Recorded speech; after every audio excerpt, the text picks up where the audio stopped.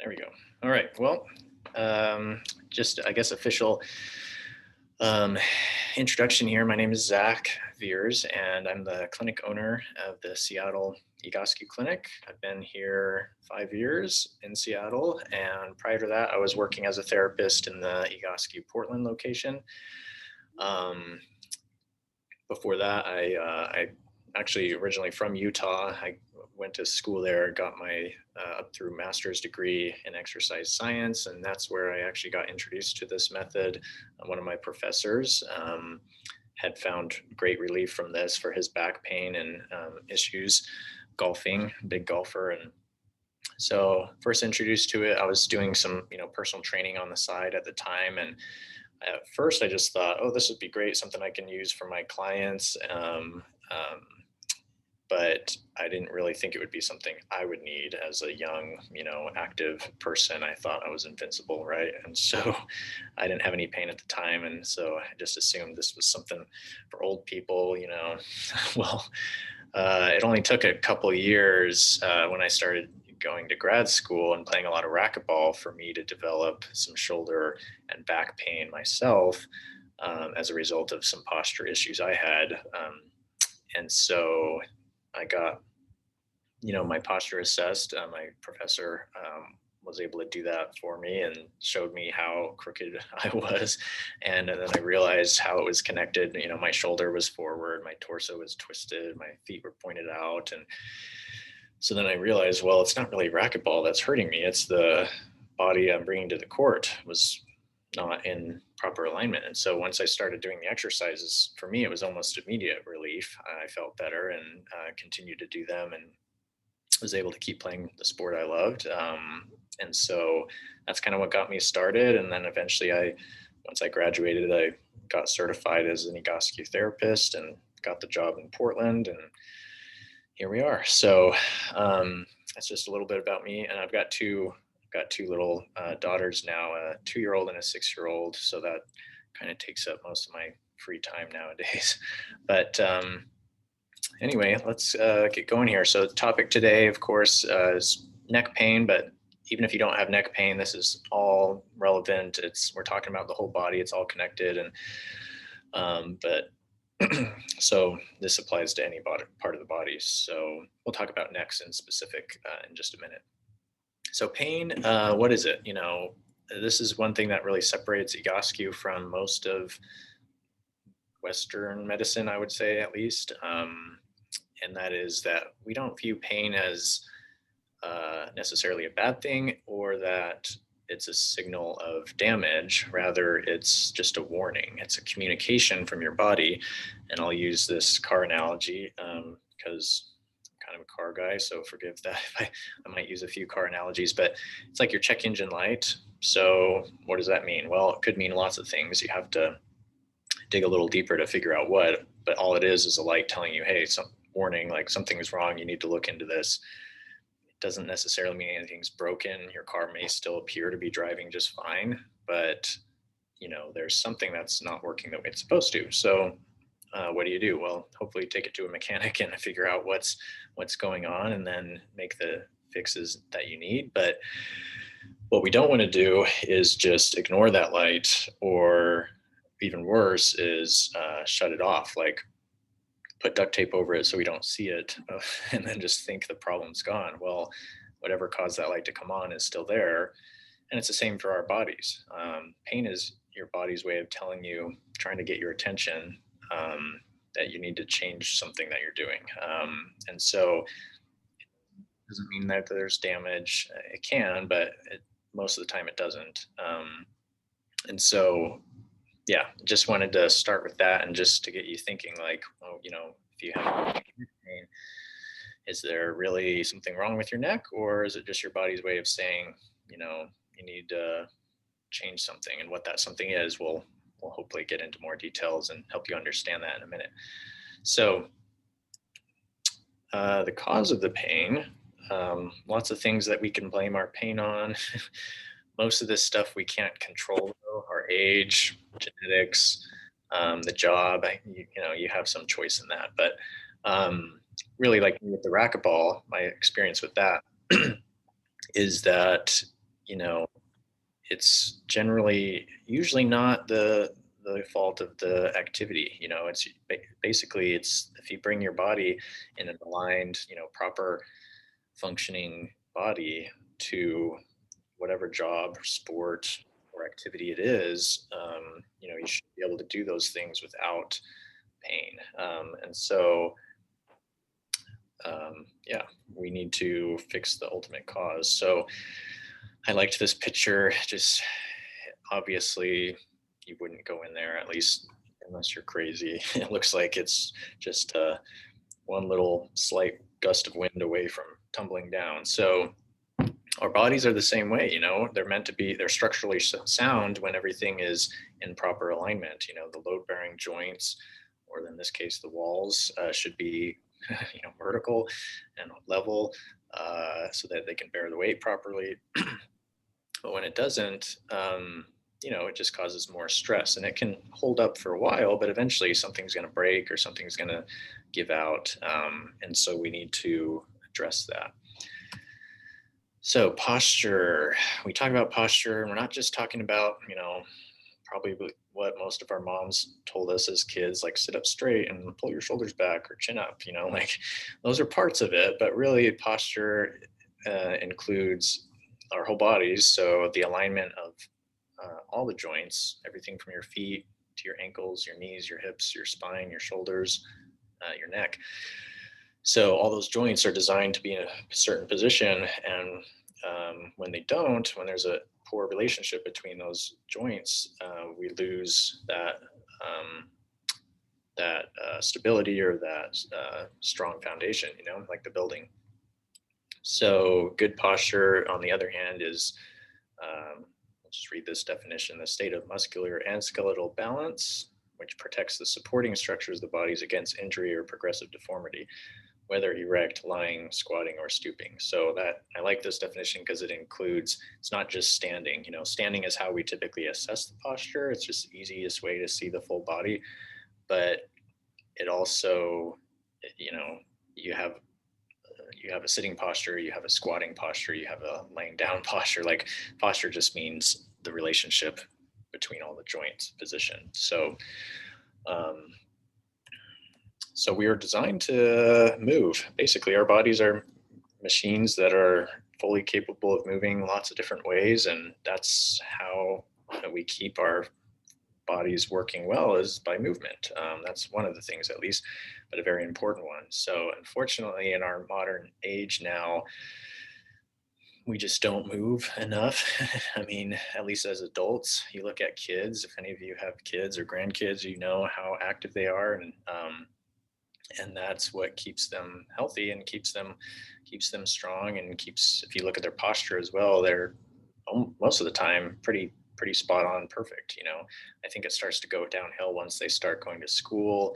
They're sitting for more hours a day, they're not playing as much, so getting that nice, unlimited activity like they do the first few years of life. So basically, as we age, like, there's no reason we shouldn't be able to continue to be that active.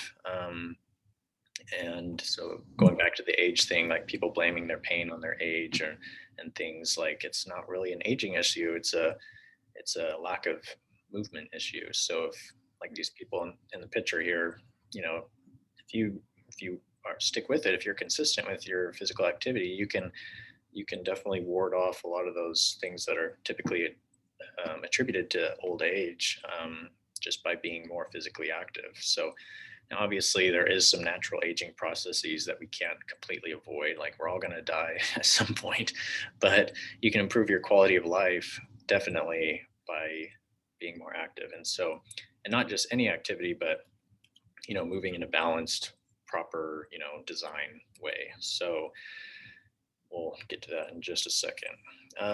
So eliminating pain, obviously, as you probably guessed by now, we want to treat the root cause of the pain of that signal, why it turned on in the first place.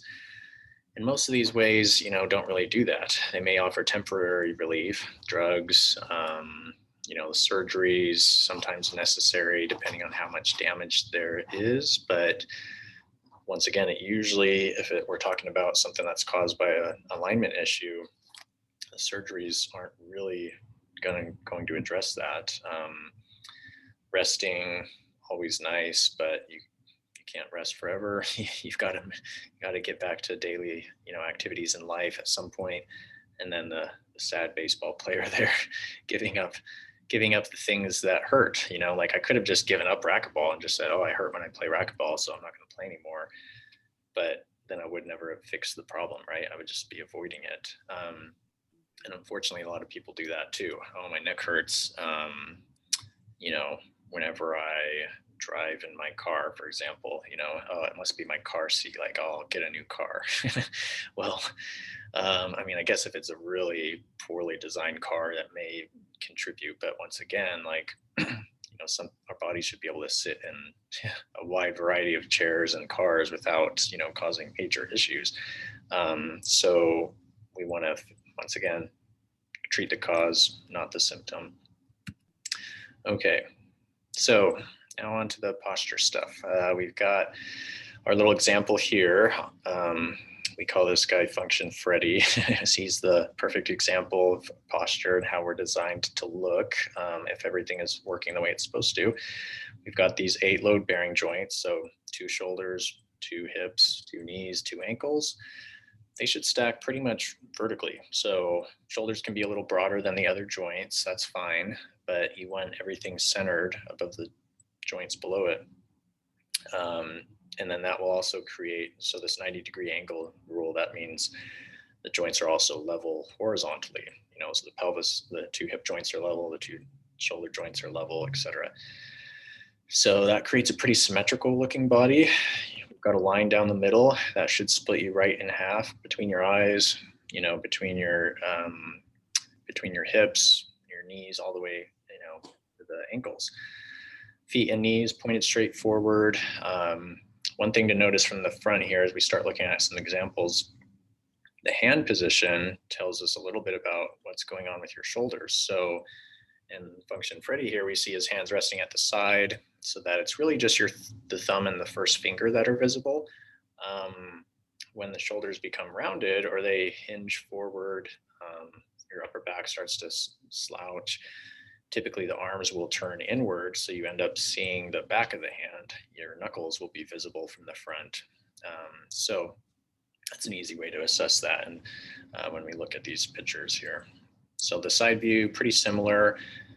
The 4 joints, ankle, knee, hip, shoulder, but then the addition of the ear, so the hole in your ear should be on that plumb line with the other joints. And then the S curve, we don't need to get too technical about that, but basically you've got a curve in your low back, your lumbar spine here that goes in, and then the upper back or the thoracic back, it kind of curves out. And then in the neck or cervical, it curves in again. So just the way our spines are designed to distribute weight, to bend, to twist, to absorb shock, all those things when we're in a proper S-curve. When we start to lose that curve, it can cause all sorts of problems, especially in the neck at the top.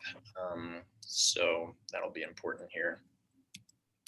Okay, so we're going to talk about some very specific, I think probably the most common postural causes of neck pain. These aren't the only ones, but I just picked kind of the top, I think 4 different examples. So, does anybody have any questions so far? Are we still doing okay?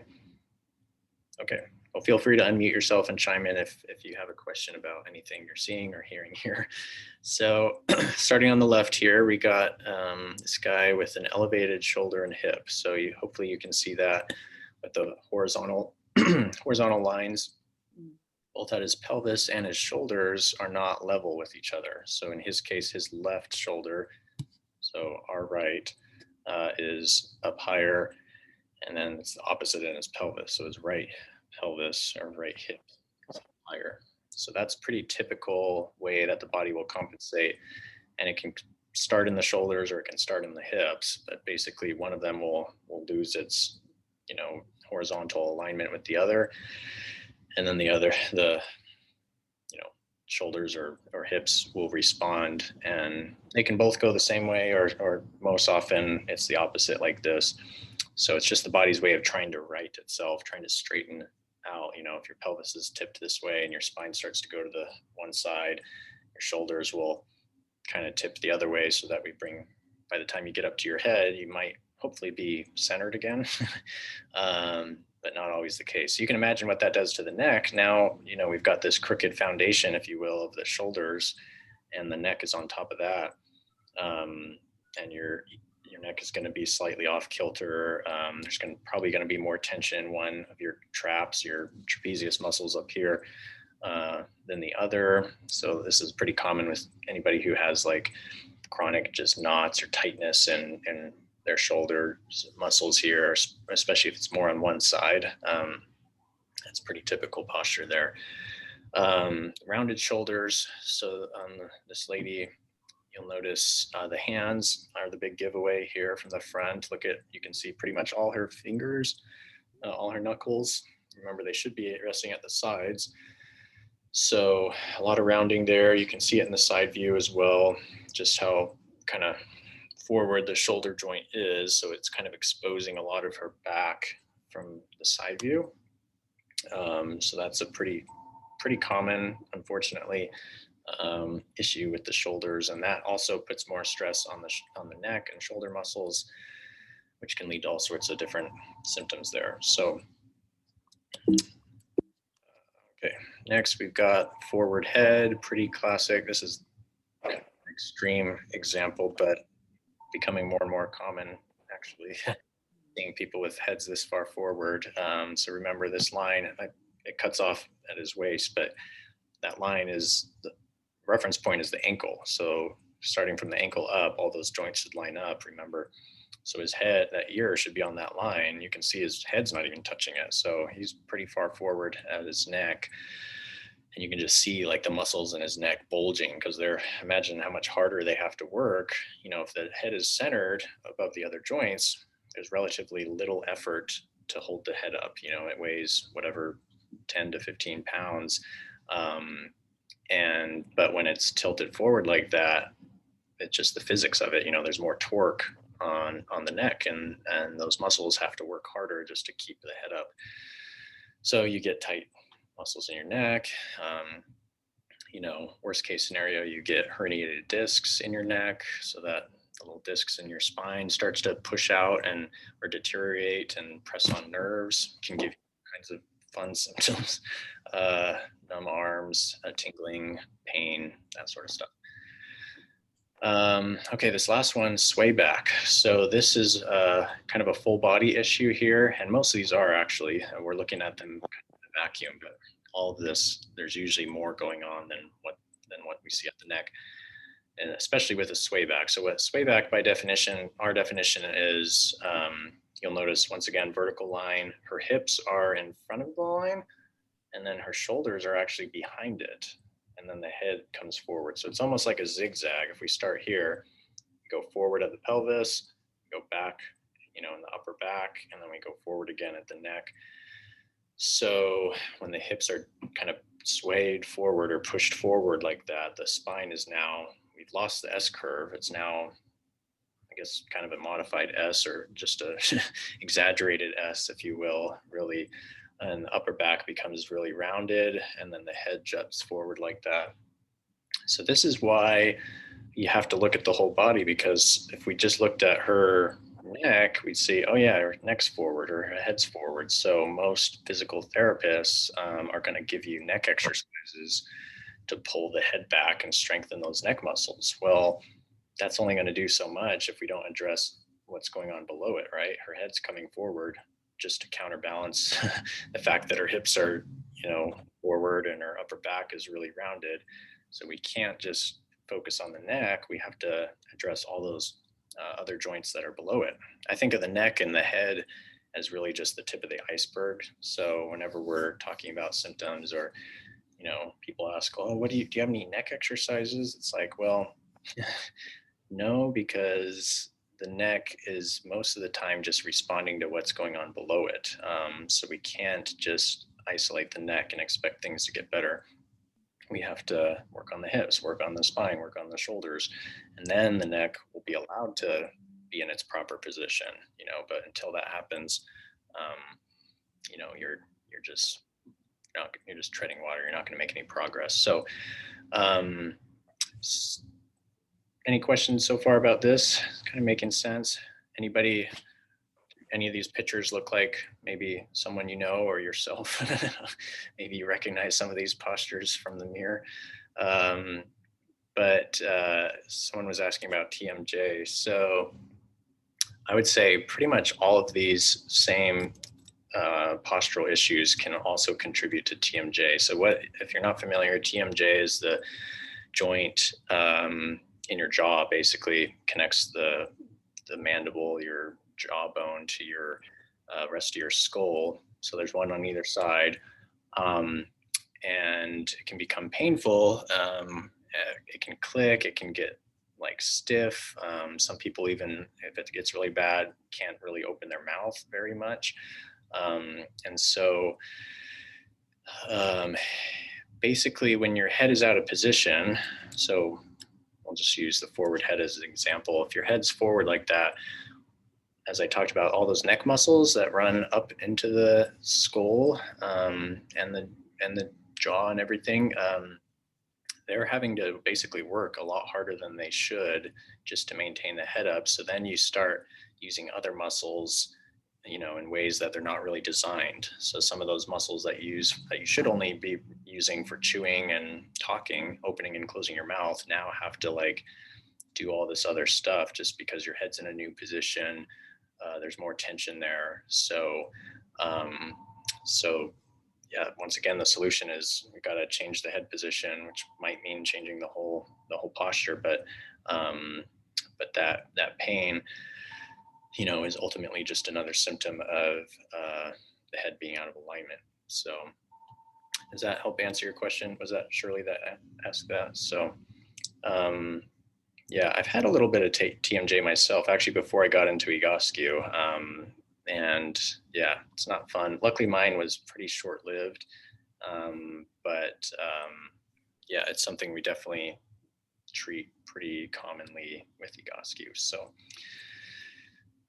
all right, well, let's get some participation here. I want you guys to take a look at this example client of mine and tell me what you see with his posture that looks off or different compared to what we were just describing as ideal. So just unmute yourself and shout it out, something you see, or put it in the chat box if you'd like.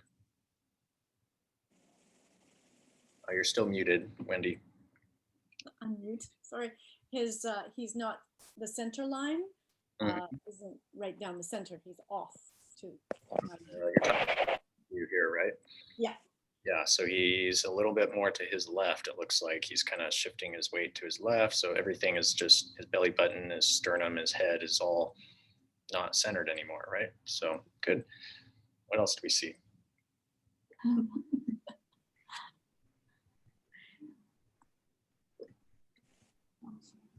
I'll have to look at that to see it now. Behind next time I get home. What was that?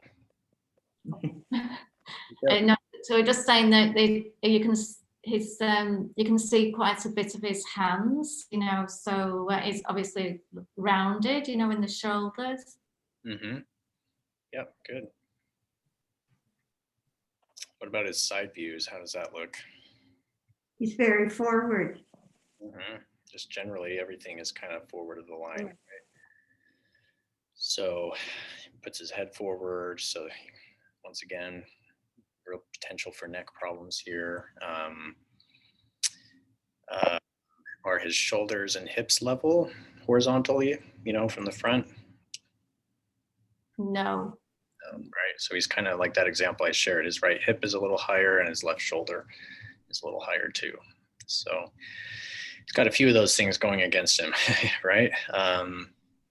Well, let's see what a few months of Egoscue did for him.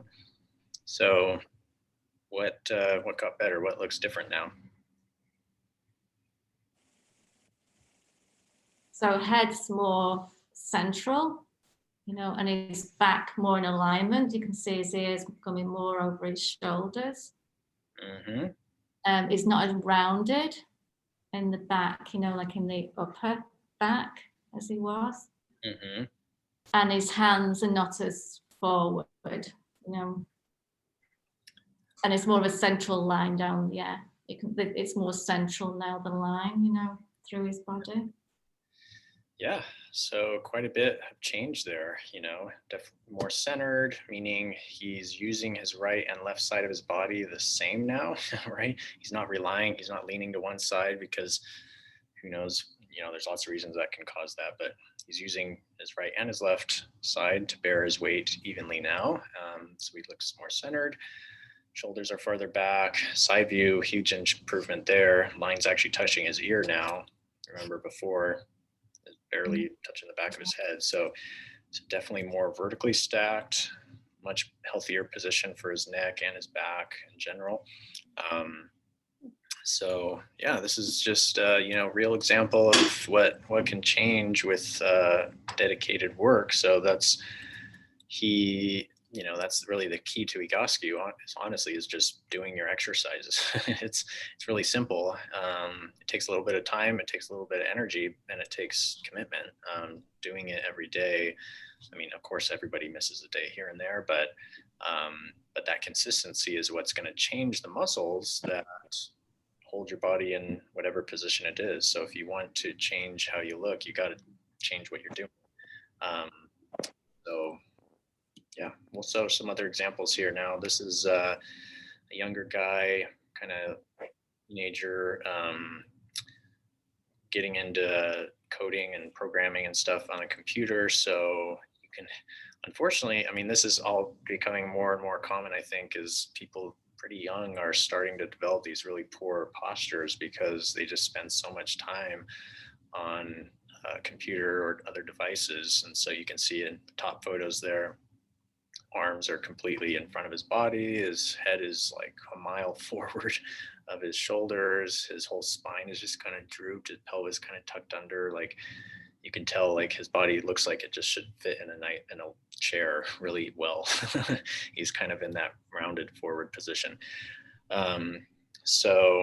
But luckily, once again, with some consistent work, he's made a lot of progress. And the nice thing is when you start this young, it's relatively easy to correct. Like he doesn't have 30, 40, 50 years of bad habits to undo. So this happened pretty quick. If I remember, I want to say it was, you know, maybe a month or two to see these changes. So yeah, here's another young client, scoliosis. Once again, if you start young, relatively quickly, or quick changes can happen. I do get a lot of clients, older clients, adults, you know, fully grown who have scoliosis, that can be helped too. I mean, at some point, we're not really expecting to change the curvature of your spine so much anymore. Like once you're fully grown, like there's only so much you can do with the curve of your spine, but it can improve, just probably not to, you know, 0 degrees of curve. So scoliosis, by the way, is just this, whenever there's a significant lateral or sideways curve of the spine. So looking at you from the front or the back, the spine should be nice and straight, right? So she's got this kind of S curve from the back going. And so, yeah, definitely something that can be changed. You know, muscles control position of bones, so we can change muscles and that can put your bones in different alignment. All right, this is a fun one. This is borrowed from our one of our clinics in Japan, actually. But she was, you know, worked in the fields a lot, and once again, body adapting to its environment and to what it's being asked to do, which is bend over for hours and hours a day for years and years, probably. So spine gets kind of stuck in that position. Well, this is, you know, after a couple hours of being on the floor and just letting the body kind of release and get back. She ended up getting a lot more erect, as you can see from the side views there. So I'd say it's never too late to make changes to your posture. Here we got, once again, young and older clients showing improvements. So it doesn't really matter how old you are. I'd say as long as you got muscles and a brain that can control them still, then we can probably help. So this guy on the left, really active, pretty fit, otherwise it seems like should be healthy, but he had a lot of shoulder, neck, forearm, elbow, wrist, like pain. And so you can see with that side view how forward his head is and rounded his shoulders and upper back is. So as we changed that, a lot of those symptoms started to go away and he was able to keep doing all the activities he liked. On the right, we have a client who's now in her 80s, and she, avid hiker, photographer, she local here, loved to go up in the mountains, and her back and neck pain were starting to interfere with that. And so you can see why in the pictures, just how forward her head was and how the curve in her spine. It's a little hard to tell with the clothes, but she's lost some of this natural curve in her lumbar. You can see it's a little better now, but before everything was a little more flat and rounded forward. So this is a much better, spinal curve. So, okay, well, enough showing and telling. Now it's time to feel it yourself. So I'm gonna take off the slideshow here, and we're gonna try a few exercises now. So if you want to join in, great. Let's all take off. If you're wearing any shoes, take them off. Socks are okay, but you want to be as close to barefoot as possible. The first thing we're going to do to get kind of a little assessment is stand just relaxed, march in place a few times, just kind of shake out your legs and your arms, and then just hold still, stand whatever you feel is natural for you, no posing or faking here, okay? So what you feel is normal. Guys, if you want to make it a little easier to focus, we're gonna just focus on what you feel in your feet. So as you stand there. I was just putting it on. Oh, right, you're right. Where the weight distribution is in your feet. So is it the same on both sides, or do you feel something different? Maybe you feel heavier on one foot or the other. And where along your feet do you feel it? Is it more on the hip, the heel, or more on the ball of the foot? You might also feel more pressure on the inside edge, like where the big toe is, versus the little toes. So just kind of get a sense of that, and you may feel like you move around a little bit. That's normal. That's okay too. But just try to notice where you feel the main, the most pressure. So who can share real quick just what they're feeling on their feet right now? Inside. Okay. On both feet? On both feet. Okay. More so on the left. Okay. More so on the left. How about anybody feel anything different?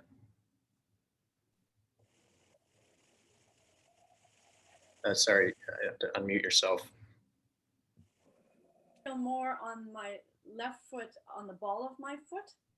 Mm-hmm. And it might be because I have arthritis in my big toe from an injury, so that is more elevated, I guess. Okay. Anybody else? Mine is on the probably the heel and just inner step on my right. Okay. I can feel it there. It's moving backwards and forwards, but that's where I would feel it. Yeah. Mm-hmm. Okay, good. So this is not something you need to try to actively change. This is just kind of a baseline assessment just to get some feedback from your body. Pain is one way your body communicates to you, but there's other things you can feel too. So weight distribution is a basic indicator of how balanced your body is. So with Function Freddy there, with the body being vertically stacked and horizontal alignment and everything, should feel the same thing on both feet. So weight is 50-50 on both legs, front to back, like heel and then the ball of the foot, the pad underneath the toes, that should bear most of the weight. So if you feel anything different than that, it's just a sign that something's not quite lined up. You know, maybe you're shifting your weight to one side, or maybe you're twisting, maybe you're really pitched forward, putting the weight more on the ball of the feet.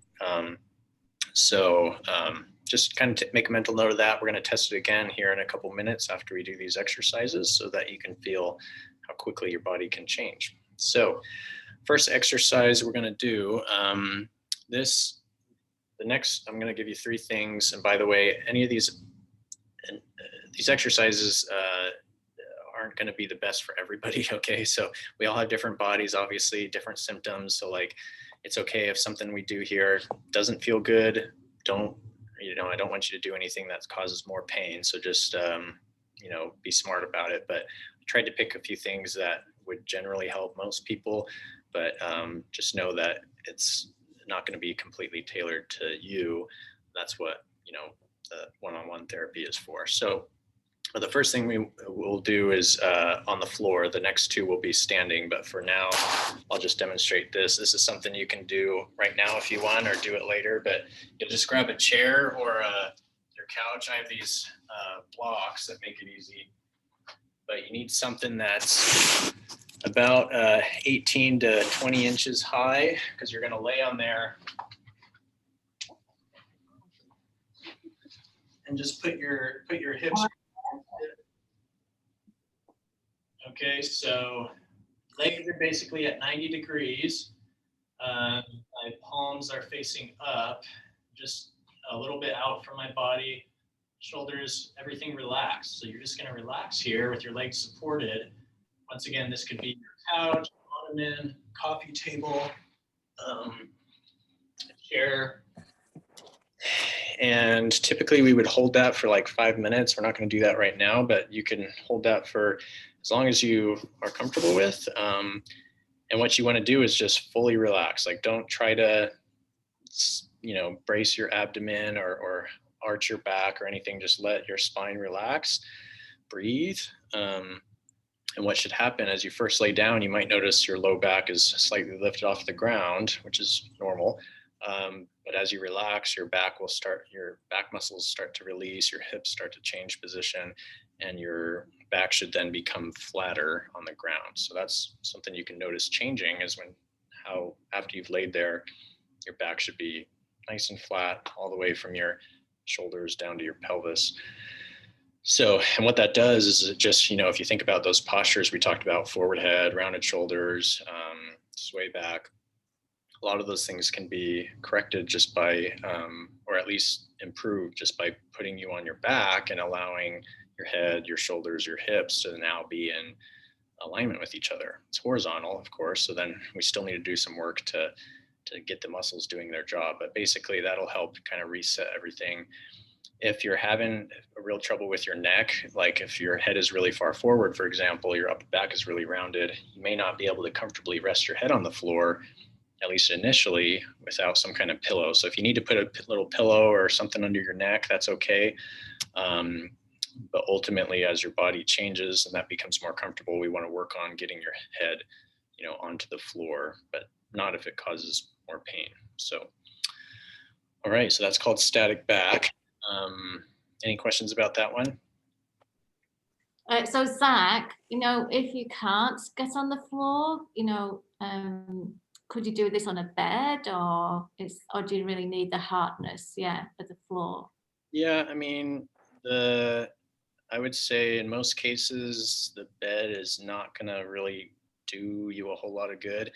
If you absolutely can't get on the ground with someone helping or whatever, it's probably better than nothing to do it on a bed. But your bed is gonna be somewhat soft, or could be very soft depending on the bed.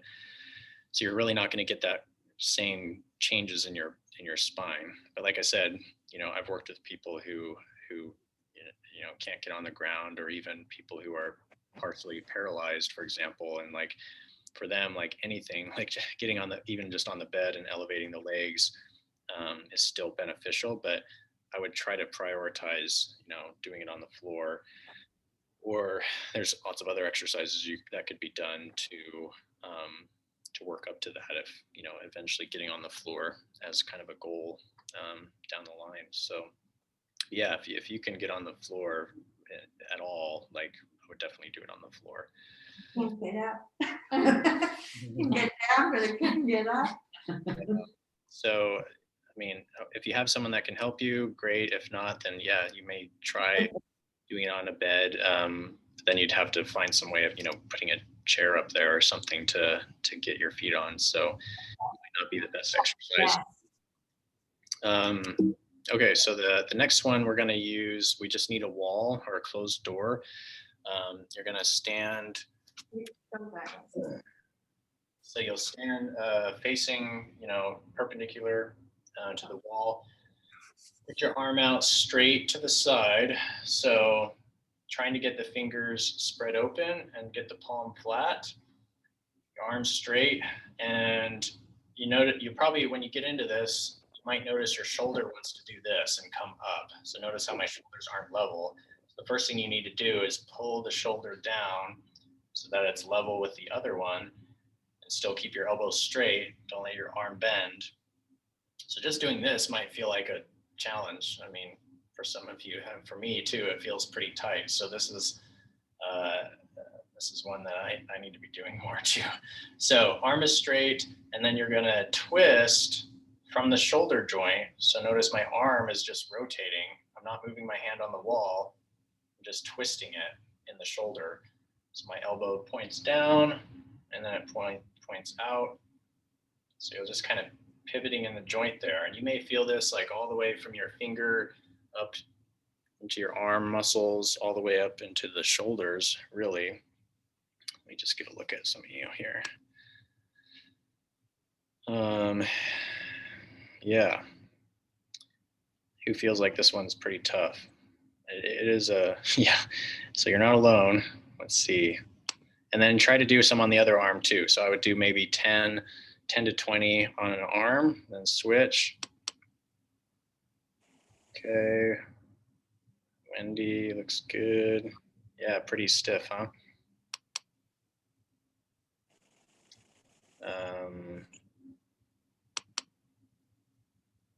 All right. So for now, let's just do 10 on a side. And once again, watch your shoulder, that you're not lifting the shoulder up and down. So this is to help with shoulder blade and shoulder function directly. So if you've got rounded shoulders, or maybe a shoulder that's higher than the other, this will be good for that. Oh, Wendy, I can't hear you. You're muted. I feel like when I'm trying it on my left arm, I feel like I can't hardly rotate it. On your right, you could move it a little bit though, right? Yeah, and I'd broken my right elbow, my radius 4 years ago, so I expected problems with my right, but my left is, and I'm right-handed. Yeah. But I don't feel like Yeah, so there's definitely some restriction there, huh? So yeah, it's interesting because the pain isn't always going to show up on the side that we think of, oh, this is the side that hurts, or this is the side I've injured, therefore that's the bad side, right? Well, it's not always that simple, because your other side sometimes we use one side or a dominant side more to make up for maybe a lack of function or weakness on the other side. And so we end up overusing or stressing out and injuring I do have issues though on my left shoulder, so I guess I'm not surprised that this one would be worse. Yeah. Interesting. Yeah, definitely a difference. And once again, going back to the symmetrical body, right? We should be able to do the same things on our right as our left. So if you can't, it's definitely an indication of some imbalances there. So, okay, last one here. Why are they pinned? Okay. Sorry, hold on. I'm just changing my screen. Okay, so last exercise, you're going to once again be at the wall, this time facing it. So you'll put both hands up just about shoulder height and width on the wall. And And then you're gonna step back about a foot or so. Keep your arms straight and your legs straight and just bend over. So bring your hips back as your torso goes down. So it's kind of like a downward dog, but with your hands on the wall. So I'm trying to stick my tailbone up so to keep my low back arched versus you don't want to round your spine. You want to keep it extended. And then you just kind of let your torso drop, keep your knees locked and your arms locked again. And stomach relax, so your abs are not working here. And your head can you can let it hang down or hold it up a little bit more, in line with the rest of your spine, but you don't need to look up like this and hyperextend, but just whatever feels comfortable on your neck, basically. But so focus on keeping your quads engaged so your knees stay locked and keeping that pelvis tipped forward so you have that arch in your back. You should feel this somewhere down the backs of your legs probably, and then also somewhere in your shoulders, arms, upper back area. So it's a good one to get both the shoulders, the upper back, and your hips working together through extension. And so hold that for about a minute typically. Okay.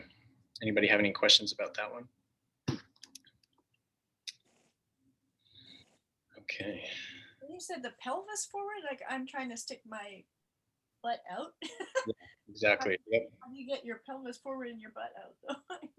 Yeah, so like here's your pelvis. We're trying to tip it forward, right? We're tipping it down in the front. Oh, I see. Thank you. Okay.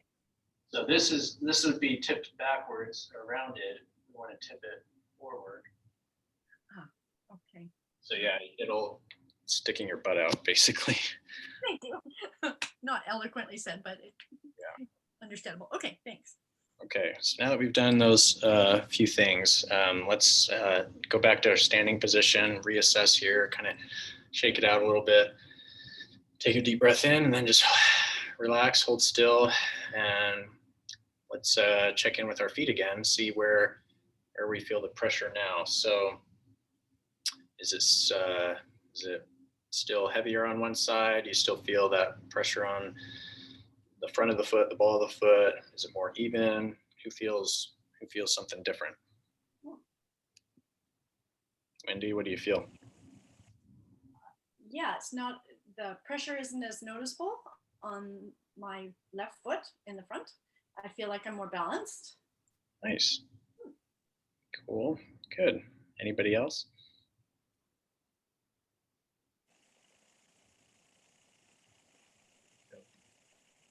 Okay.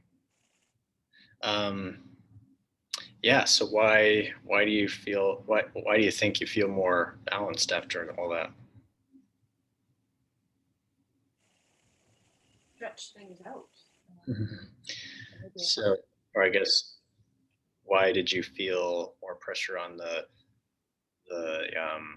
one foot in the first place? Well, maybe I don't know yet. I go to a chiropractor. He keeps adjusting. Oh yeah. Yeah. So there's some kind of, we don't, normally we'd go through a full, assessment of your posture and figure out what, but I'm guessing, yeah, there's probably some imbalance in your pelvis, or you're loading one side more than the other, favoring it, whatever. You're imbalanced basically. So doing those few exercises just, real quickly, it was a way to re-engage and get your right and left side working together again a little better, put your body in a little bit more neutral position. So now you're bearing weight more evenly, right? So the posture and the weight distribution go hand in hand. So, and as a result, you should have less tension on your neck and less stress on your neck, and other parts of your body too. But this was just a little sample, this, once again, everybody's body is different. So everybody needs different exercises. There's no one quick fix for everything, but these are just some generic ones that can be really helpful for neck issues. But, obviously if you feel like didn't really work for you, or you couldn't do them for some reason, that doesn't mean you're beyond help. There's a couple hundred exercises, I think, in our system that we have access to. So we can really tailor it to the individual, the posture, the symptoms, limitations, strengths, you name it. So we'll just wrap up here. Let me add my slideshow back.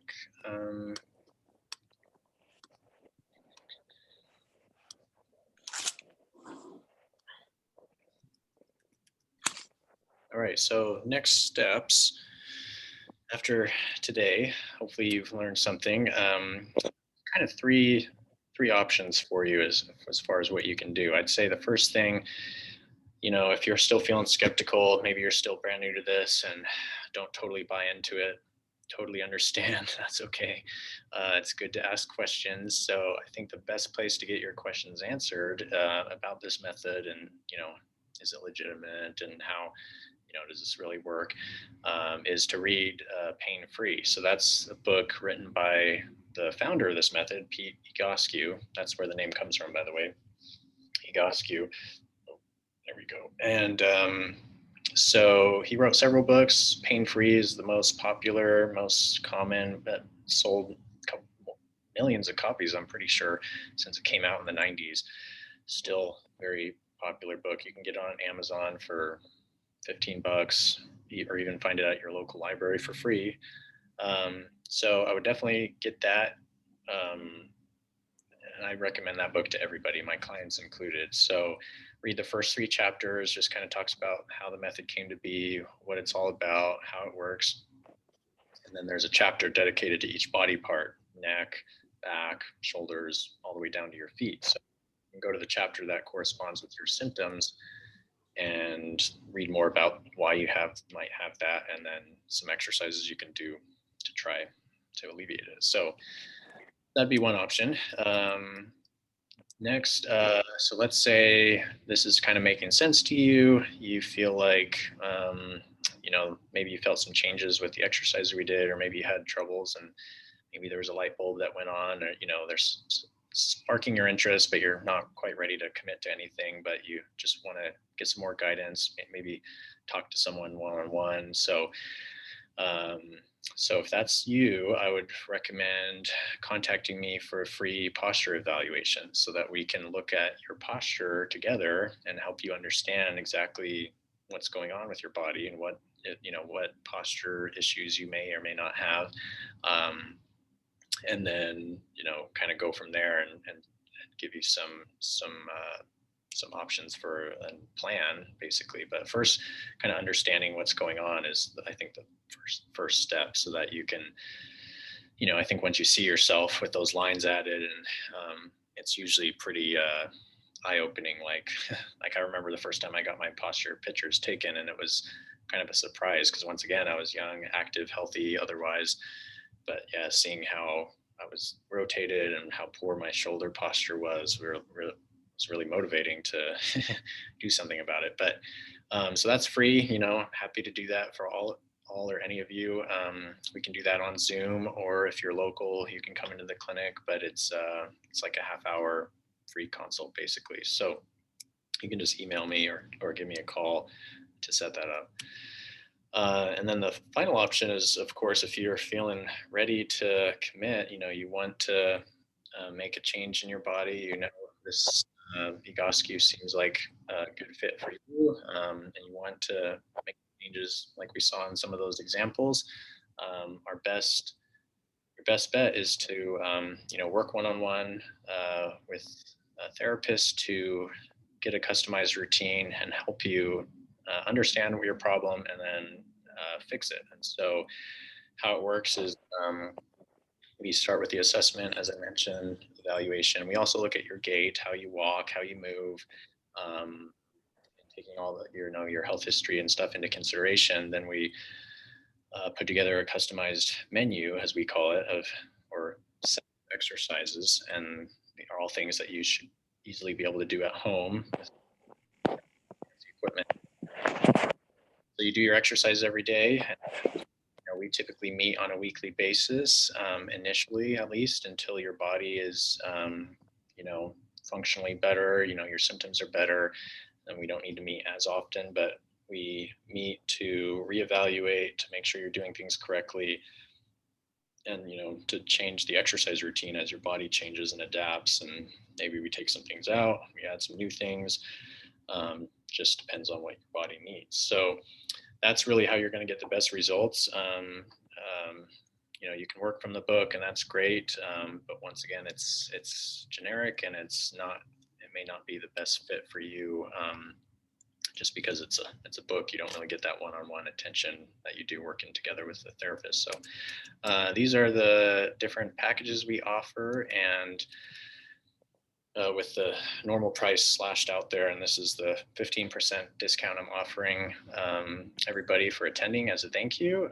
If you're ready to get started, if you can just let me know within the next week, basically by the end of the month, and schedule your first appointment, and then we can give you that discount off our normal prices. So with the 8 or the 16 sessions, once again, those are one-on-one, typically an hour long, and the first one takes a little bit longer, getting to know you and stuff, but they can be done in person or on Zoom. It's the same amount of time we spend with you, same outcomes, effectiveness, and all that.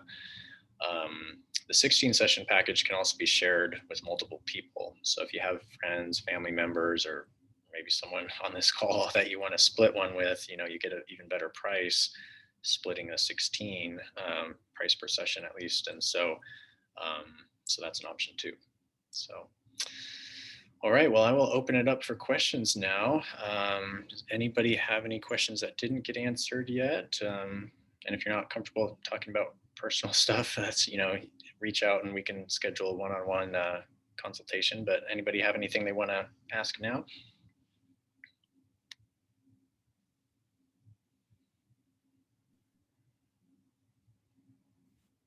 You had mentioned obviously younger people respond a little bit quicker because their habits haven't been as long. But how long do you think? I think the pictures, some of them were 3 months or something. Like how long before you start to see a difference after doing your exercises every day? Is there a great question? I would say there's always going to be some immediate change, just like you felt today, just doing a couple little simple exercises, you felt a difference in your weight distribution, right? So something changed in your posture already. Now that's relatively temporary, because you're going to, by the end of this call, you may feel right back to where you were, because we only did it once and it only took a couple minutes. So there's always, your body responds immediately. So sometimes I'll even take pictures like before and after the same session. So at the beginning of the hour and at the end, and we can see some changes oftentimes even that quickly. So kind of to answer your question, like right away, but obviously the longer you do it, the more significant the changes become, so you might see a little bit of change after one session, after a couple months, or after 8 sessions, like our basic package. Most people have a pretty significant change within that time. So that's, if you're meeting every week, that's basically 2 months. So I would say I would expect most people to have a pretty significant change within 8 weeks, within 16, even more so. And so, yeah, I mean, it just kind of depends on what your issues are, but in general, I expect everybody to feel and or see some improvement on day one, and it should just gradually get more and more better from there as you do your exercises and your body starts to really change for the good. So yeah,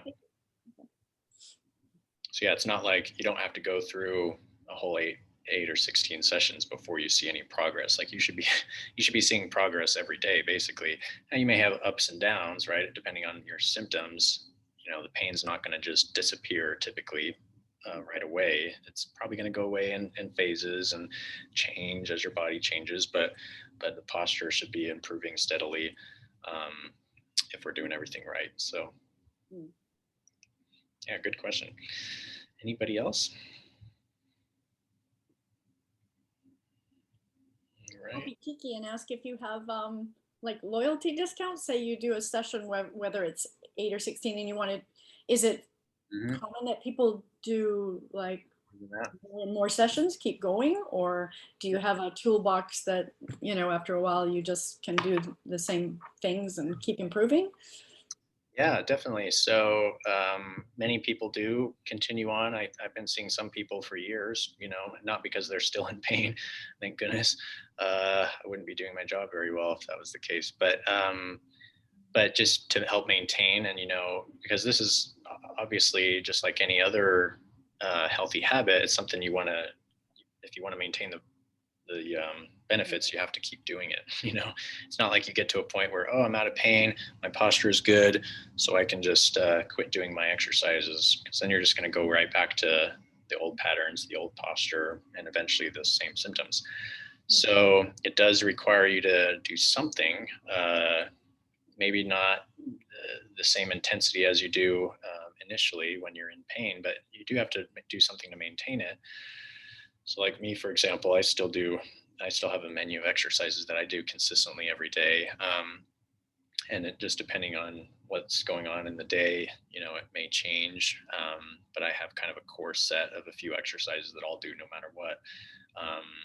So it keeps me feeling good and keeps me out of pain. So that's ultimately what I want from my clients too, is to develop a habit so that they can do it for the rest of their lives to stay out of pain. So yeah, to answer your question, there's definitely life beyond the initial 8 or 16. If you want to, you're ready to do it on your own, great.